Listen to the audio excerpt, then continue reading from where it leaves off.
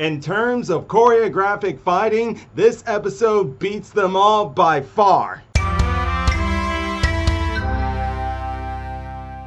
What's up, YouTubers of the world? MegaGeekMixer here to give you guys my review on this week's episode of Stargirl, where we aren't just introduced to the full legion of the New Justice Society, but also Sportsmaster and Tigress. But before we get into that, I gotta tell y'all what was on my mind when it first started. The music that started during the beginning of this episode. I seriously for a second thought that was Mortal Kombat, and I was like, they're using the Mortal Kombat song in there? And again, I don't think any of you guys can blame me for thinking that at first. If you really listen to that music, the way it starts off and with how it's going on throughout during the opening there, it has a similar tone, and the music is very similar as well to Mortal Kombat. So I don't think you can blame me guys for thinking that at first. But also the beginning there, yeah, we are introduced to Artemis, or we've been introduced to her already. This just gives us a better look at her and show us how definitely competitive she really is.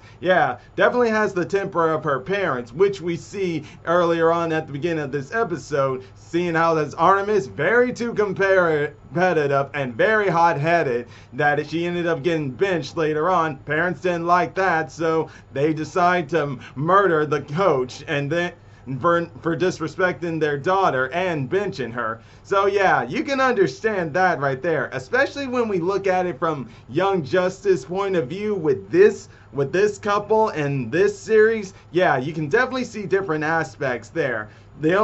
Now in Young Justice, Sportsmaster does love his daughters in a very twisted way. He still cares more about his rep than his family per se, but he still cares about his family to a degree. Unlike here in Stargirl, where they really do care about their daughter, but they won't allow anyone to disrespect their daughter and stuff like that. And I must say, I also like their costumes in this one, especially Sportsmaster. This one actually really does fit to his name, Sportsmaster, because he has all the gear and stuff that makes him be like a Sportsmaster villain. And not to mention, definitely reminds me of Casey Jones right there. Not gonna lie on that end. But before we go into more of this, let me also talk about one of the short plots that we got in this episode. Two of them to be exact. First off with, I'm sorry, I can't remember Pat's son's name, but yeah, he had a science fair going on and he decided to make a candy volcano and stuff. And here's the funny thing of how, like, he at first didn't want anyone in his family to come, and yet while he was at the fair, you saw him, and during that entire time, you couldn't help but just feel sorry for this kid. Cause yeah, I was beginning to be like, oh man, I hope someone does come, someone didn't listen and comes to support him, because the mere fact that he didn't want them, and then seeing everyone's families there, looking at their children's project, but he didn't want his there, made him start to see that maybe he messed up there. Luckily though, in the end, it all came back when Laurel came to support her stepson, and yeah, it was a great bonding moment between those two, and I really liked that. And then there's also the fact we get another side to Icicle in this one, as he spends time with his son, because on this episode it's the day of his wife and his son's mother's birthday. And yeah, this right here actually also makes us look at, while we saw the very dark villainous side of Icicle, we're seeing the more human side and the vulnerability of him after losing his wife, because we already knew the death of his wife really affected him, but ever since then we're also seeing how, like, they still haven't really moved on from it. They still miss her and stuff, and you can really feel for him, for both the son, who we are seeing so far, who doesn't seem to be like his father. He actually seems to be a good kid and stuff, which goes to show that he loves his family, which we already knew about Icicle. But it also makes us wonder what's going to happen as his son realizes some of the things he's doing. Does he support it or not? Because his son is a villain in the comics, but what will they do with him here? I'm very interested in that side. But like I said, this does get us to see the vulnerable side of him and know a bit of the complex character that Icicle is. Because he also did not approve of how Sportsmaster and Tigress are always killing all their coaches, because it turns out this wasn't the only coach that was murdered by them, all because they disrespected their daughter. And yeah, this could just show that Meg could probably be a problem going on down the line. Maybe, maybe not. We'll just wait and see. Oh, and we also learned that the Furlough, who is the principal, she is actually the wife of the original Fiddler. Yeah, Fiddler. I said Furlough earlier. I don't know why I said that. Sorry, guys.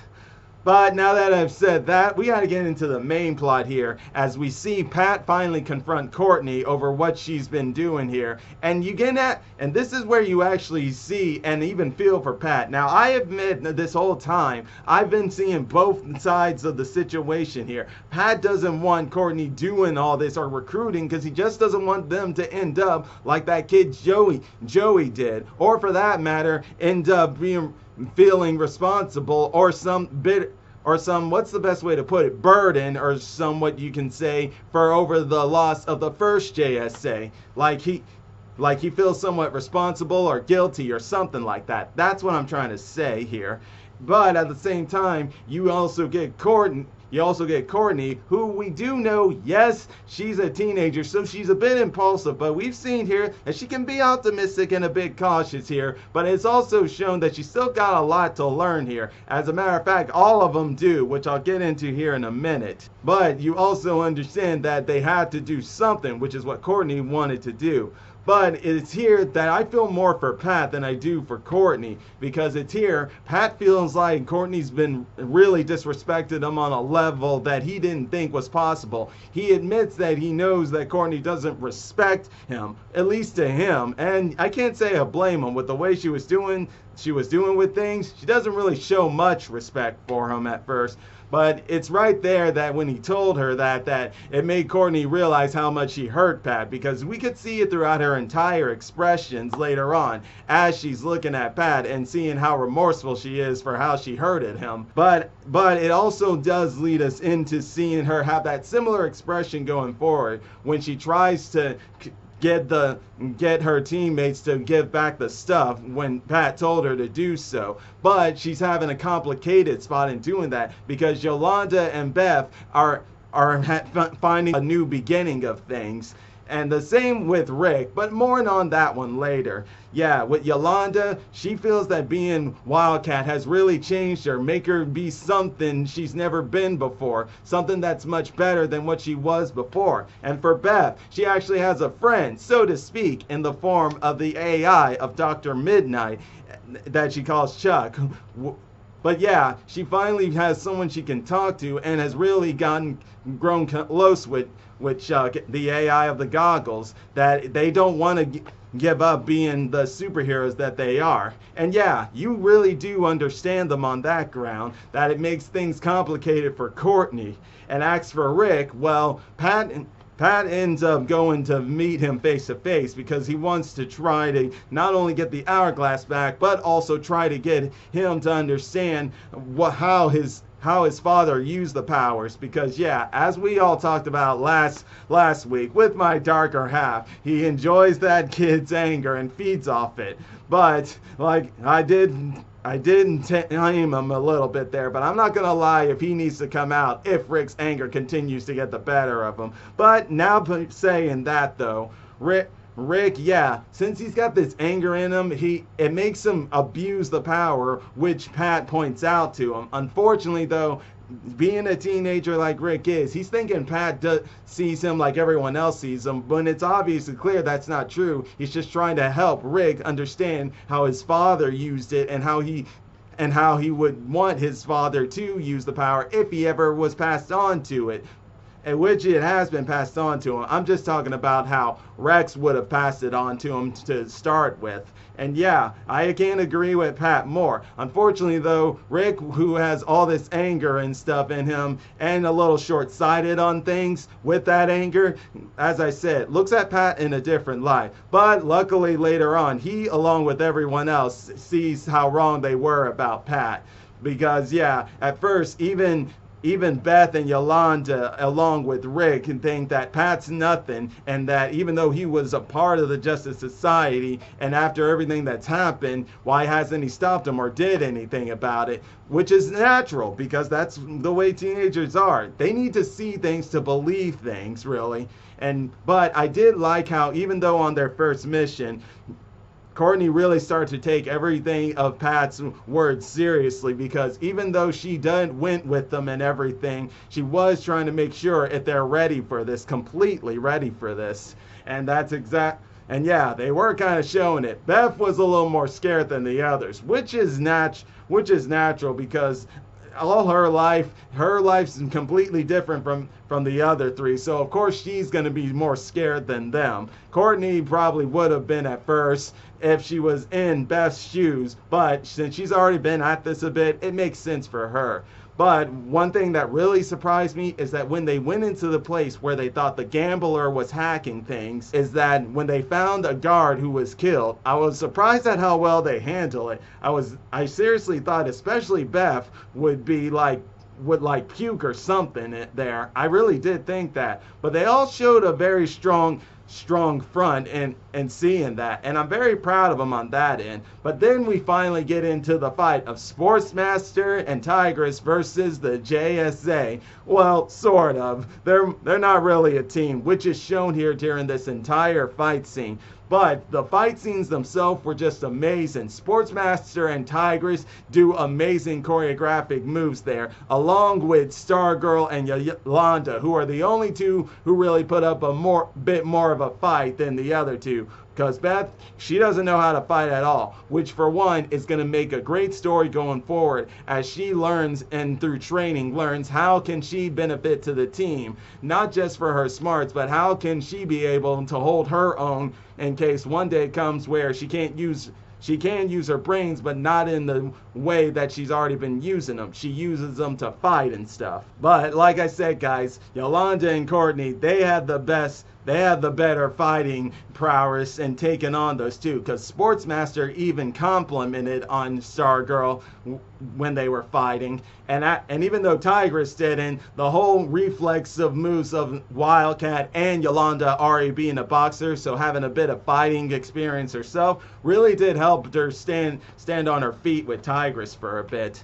But I think the real thing started to click here during the whole teamwork between Sportsmaster and Tigress, especially when they took on Stargirl and the Cosmic Staff, which I haven't really talked about much, but I'm really glad that this Cosmic Staff has a mind of its own, because when Sportmaster planted a bomb on it, Courtney was looking at it like, what is this thing? Come on, Courtney, I think it's obvious what that was. But luckily, the Cosmic Staff, as I said, has a mind of its own and knows how to protect Courtney, and worked in Tennyson with her when they're fighting and stuff. But the real thing that shocked me was that after that bomb went off, I really was scared. And the writers doing that, scaring us into thinking the Cosmic Staff was dead, was genius, because I seriously thought that until it glued back up again. Wow, that was crazy. But they were finally about to meet their end until Pat showed up, and it gave us that cameo image that we saw back in Crisis on Infinite Earths. It was great to see a reminiscing of that, and this time actually be in the show itself.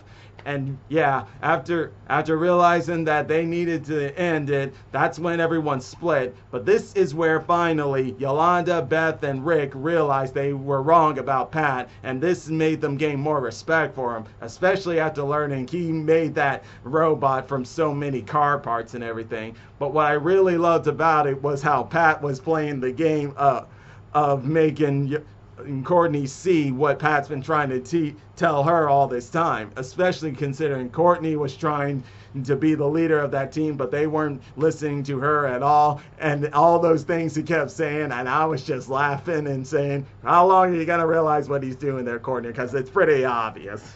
But it's also great to know that Pat at the same time realizes that these kids have made up their mind, and since there's nothing he can do about it, the best he can do is train them and better prepare them for when they really become a team and take on the the ISA, who, by the way, we finally get to see a first full-on look at all the members. Not all of them, but a majority of them. And I can't wait to see what more that brings to us going into the next episode.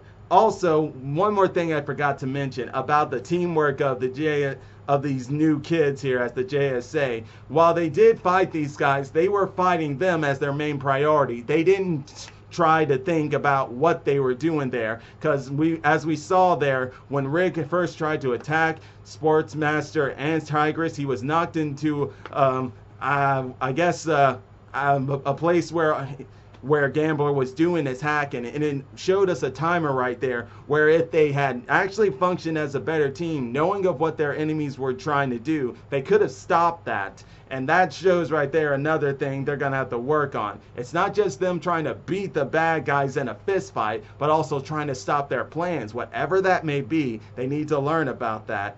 But in any case, guys, I'm going to leave it all at that. And hey, if you're enjoying my videos, all you got to do is click that like button, subscribe to the channel, hit the bell icon to be notified when I make more videos. And until then, MegaGeekMixer signing out. Bye!